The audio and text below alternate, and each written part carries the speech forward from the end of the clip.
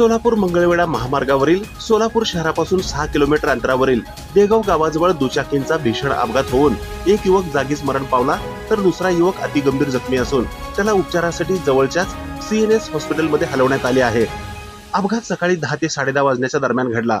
अभिषेक हेगलाडे वय 21 राहणार देगाव असे मयत युवकाचे नाव असून जखमीचे नाव सुदर्शन काळे असून हा सुद्धा राहणार देगाव असे आहे।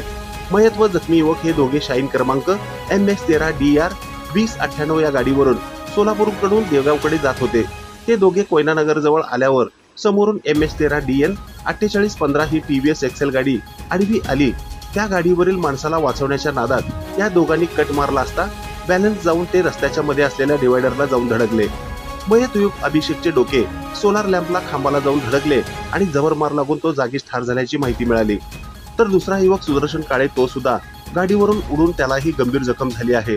घटनेची माहिती मिळताच पोलिसांनी भेट देऊन पंचनामा केला आहे।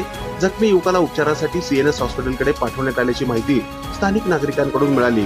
हा अपघात होताच या भागातील शिवसेना नेते गणेश वानकर यांच्यासह देगाव येथील ग्रामस्थांची मोठी गर्दी त्या ठिकाणी झाल्याचे चित्र होते। त्या युवकाच्या मृत्यूबद्दल गावातून हळहळ व्यक्त होत आहे। ताज्या घडामोडी पाहण्यासाठी आजच महाराष्ट्र सुखदेव न्यूज या YouTube चॅनलला लाईक आणि सबस्क्राईब करा। ताज्या घडामोडी पाहण्यासाठी आजच महाराष्ट्र सुखदेव न्यूज या YouTube चॅनलला लाईक आणि सबस्क्राईब करा।